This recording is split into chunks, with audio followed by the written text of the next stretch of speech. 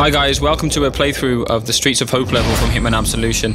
My name's Travis, I'm on the community team at IO Interactive in Copenhagen, and I'm with the game director, Tor Bluestyle, who's here with me. Hey, and hope you will enjoy this speedy playthrough of this very large level from Hitman Absolution. Yeah, we're going to play through it in 17 minutes. It's a bit of an expert playthrough. You have to know your way around Streets of Hope to be able to pull it off to this level of accuracy and efficiency. But to give you a bit of intel on where we are and what we're doing, we're obviously Agent 47. He's gone rogue from the ICA. He's on the trail of a girl called Victoria. The lead that he's got to get to this point is he's following a guy called Lenny the Limp Dexter. He's the son of Blake Dexter, the benefactor of this town, so he's a pretty important character in the game.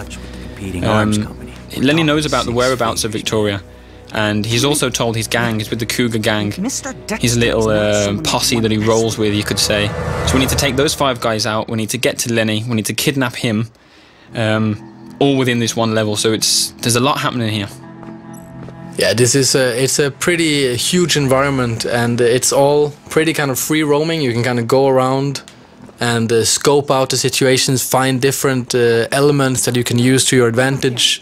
There's a lot of kind of improvised weapons around. There's a lot of different disguises, and there's to every single hit within this level there's a large amount of entry points to it. So here we're homing in on our first target, which is the leader of the gang. We've kicked off already. We've had a scope of the land. We know a little bit about Hope so far. Our first target is going into the convenience store here, so we're going to follow him in the back entrance and see how we get on. Yeah, so as this is a more, you can say it's a large part of the, this is a large level within the game, and as you can kind of walk around freely, also everything you do they will kind of cascade out if you're kind of causing trouble here. I mean, theoretically you could take down your target straight away here and kill his girlfriend in the same time, but you'll have to deal with the consequences of that, and if anyone here shouting or gunshots, they will come running and try to find out what it is. So rather than take him down here, we'll wait for him to go upstairs, use a distraction here to get past his girlfriend. So the most immediate thing that we can see is a radio. So we've triggered the radio on, which of course the clerk here is going to be thinking, well, why is there a radio playing? She's trying to see who it is, and we've managed to get away and kind of sneak past her now. As she's confused or looking at the radio, we're in the trespassing zone here, so we need to be careful not to be seen. Yeah, so if you're trespassing within the game, it doesn't mean that you're instantly dead if you're found. It means that you will be kind of escorted out of the premises. But of course now, since this is one of the targets, he's standing in front of some very compromising evidence of this Cougar gang trying to kidnap this girl Victoria and sell her off to an arms company. Then you will probably be killed on sight here if seen by this guy. Yeah, he'd definitely react if he sees you, so we need to sneak up behind him. We're going to take him down with the fibre wire silently, so nobody hears us, and we've got objective complete. We need to dump the body, because his girlfriend will probably be coming up to see where he is pretty soon. Yeah, so hiding evidence or hiding bodies as part of that is, of course, it's good for kind of erasing your tracks, and it's all kind of tracked in our score. Everything that you do is logged, and you kind of get a positive or negative score based on how you're playing and using the different features of the game. And being undetected or being unseen and not, how to say, not leaving any traces behind is a very good way of playing. Yeah, and all of that information's stored in the notebook that we just saw on the screen. With it also keeps the challenges, right, and it keeps the targets, your objectives. It's pretty much as if 47 was keeping a physical notebook as he goes along of what he's seen, what he needs to do. Yeah, so for those that knows the old Hitman games, they know that there always was a mission briefing as the start of every level. That's slightly different in Absolution, as 47 is far more the driver of the story than any other Hitman game. The way that these objectives are made is also based on his progress through the levels, so they will kind of update along the way, with the information that he gets and the player gets as they play the level. Yeah, he's very much making the decisions himself, isn't he? When he's got, obviously if something happens, he realises he needs to take out somebody else. He doesn't need somebody in his ear to tell him that. He's seen it for himself, he's heard a conversation. So it's very dynamic in that sense. Yeah, so actually for this level, as you enter, you only know that Lenny the Limp has to be kidnapped. But as you enter the level, you find out, okay, there is these guys, this cougar gang, and they know way too much about Victoria, so they also have to be taken out. So this is an objective that you won't really know until you actually come to this place in the level. Or until you watch this video and we tell it to everyone. Yeah, of course. So here, as you can see, there is things lighting up an instinct that you can use as a player. Some of them are hiding places, other things are objects that can be used to cause an accident. And especially with the targets, of course, it's very useful if you make it look like an accident. Then they won't even be looking for a killer if they didn't even know it was a murder committed. And the instinct as well, you're about to trigger it here as well. You can see the targets, or the NPCs are lighting up as well. And we saw when we came past there was a little icon for a hint. It's for those of you, you can obviously see that we're not playing in purist mode, our difficulty where you get no help from the game at all. All of these options can be turned off if you want a real challenge. So bear that in mind as you play through. That if you are a purist player and you really want a really difficult experience, you can customize it that way, if that's the sort of thing that you're looking for. But to show off the features, we're going to keep the HUD on for this playthrough. So we're approaching our second target here. He is on the phone, and an easy prey for a trained assassin. And instead of just killing him off straight away, we will kind of subdue him and try to make it look like an accident here, actually, by using the explosives that we found earlier. So we had the option to snap his neck as well. That's if we're running short of time, or if we just feel like being a bit more brutal through the level, isn't it? It's very much about choice, right? All the different mechanics are built to create sensible choices for the player. If you want to be brutal, if you want to be violent, you can do that, but it will affect your scores and your challenges. Oh, busted. Alright, we'll deal with this. You're under arrest. Ow. So one thing that we worked a lot on with our AI is that the propagation of knowledge throughout the level. That this guy, we took care of him really fast, so it meant that anything he had to say to his friends on the radio, he didn't get the time to say anything at all.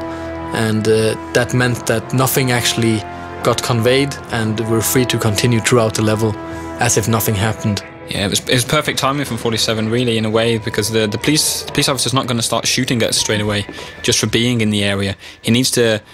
You can hear him shouting, he's saying, "What are you doing?" And then before he's got a chance to kind of realise that we're not going to move and that we're a bit of a shady character, we've killed him. So it's yeah, we move on from there.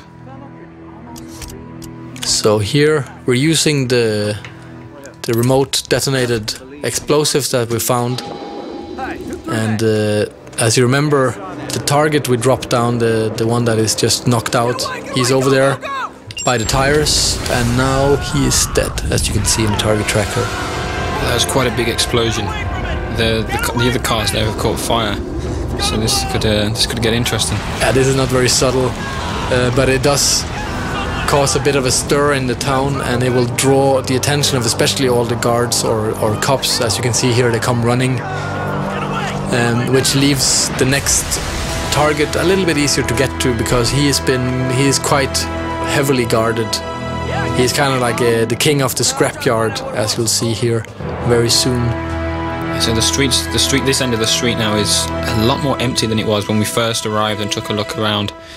So there's definitely more freedom here for us. You can see the target there. He's roaming the scrapyard as he does, king of the scrapyard, as it were. And you can see the explosion was absolutely huge. The black smoke is pillowing upwards past the big poster of Dexter there, the benefactor of hope, as we mentioned earlier. But we now need to head into the scrapyard. You can still see the target just on the screen there. We've got a sign, "Warning, keep out dogs," so we should be careful. Yeah, dogs are also a feature of the game. They will alert nearby NPCs, as we see here. We're trying to sneak up on one, and obviously we're not allowed to be here. Even if we had a disguise on, this dog would bark on us. And so we've grabbed the dog bone. We think that he might have been barking for that, or he's noted us. He might be just want to get a chew on the bone, but the barking has actually alerted an NPC. This mechanic here who's come across, so we need to be careful. Yeah, so this poor guy doesn't know what'll hit him. I should always check what's behind you. The dog's stunned. Yeah, so as we're trespassing here in the scrapyard, this mechanic comes in pretty handy, as we can take his disguise and move around a lot more freely in this area. We don't have to kind of sneak around, because now, as long as we don't get close to the other NPCs, we're actually allowed to be here. Yeah, and we're going to shove him in the closet, keep him out of sight. There's no evidence that he was ever here. We've got our disguise. And we saw the target walking deeper into the scrapyard, so that's where we're going to head now. Yeah, so now dressed as a mechanic, if you have to get close to other NPCs, it's very useful to blend into the environment and kind of just pretend that you belong here. So as we'll see here, this NPC, he is kind of wondering who you are, but he's not suspicious yet. But if you kind of would have stayed closer to him for a longer amount of time, then he would eventually have found out, or if there's 2 or 3 of them close. Yeah, the mechanics will recognize if there's it's a small town, so they know each other pretty well. So a bold guy walking around does look suspicious. Why 47 needs to blend in. But of course the police officer, he's not so familiar with the mechanics, so he's not going to bust you. But we're thinking about taking him out with the crowbar here, but thought better of it. Yeah, I think if you pick up that crowbar, he will kind of get a little bit suspicious about you, so it's better to let it be.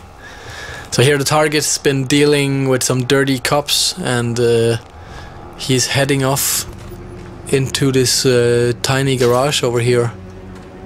I think he is the guy who is in charge of the cars for the gang. So they're kind of preparing this kidnapping of Victoria, and he is preparing the car here. And that's an accident waiting to happen, as you can see in Instinct here. It's a good choice of words. Yeah, accident kills are a very big feature in Absolution, and there's a large number of ways of taking down every single target in the game.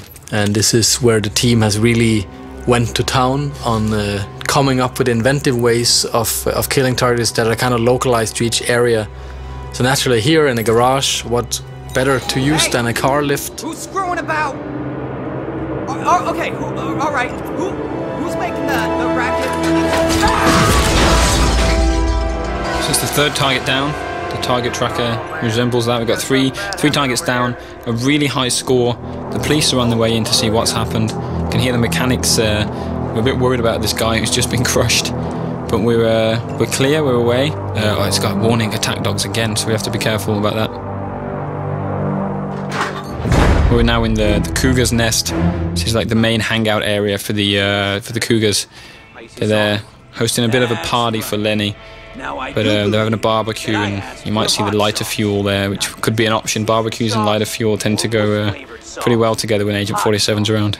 And we can also see the policeman down there. He's allowed to be in this area. We're not, as a mechanic. It's a bit of a private area, so we're going to try and take his disguise and see if we can get closer to our target. Yes, usually these kind of isolated characters are pretty useful for us, as they provide disguises and weapons and so on. We've just got an improvised weapon there, a bottle.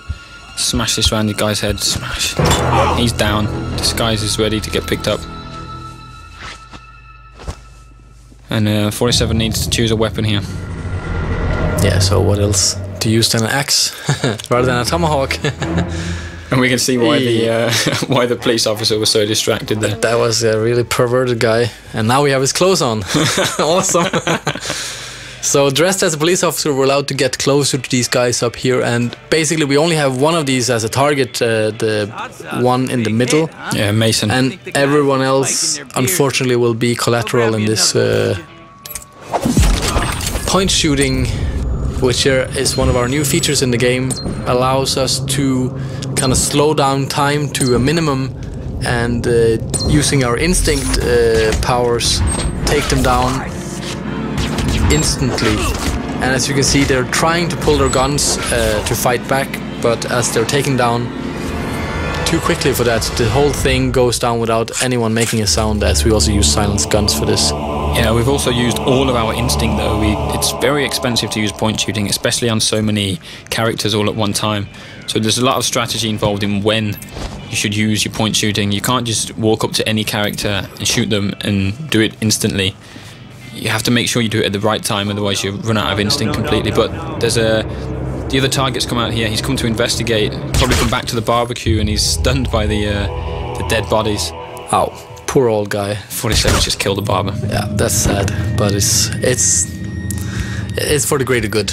We need a new disguise here, because now there's a lot of police officers in the building here. So using the barber, which is freely allowed to walk around here, it's a pretty powerful disguise, and as you can see, there's lots of characters here, so trying to go in here guns blazing would be pretty dangerous and difficult.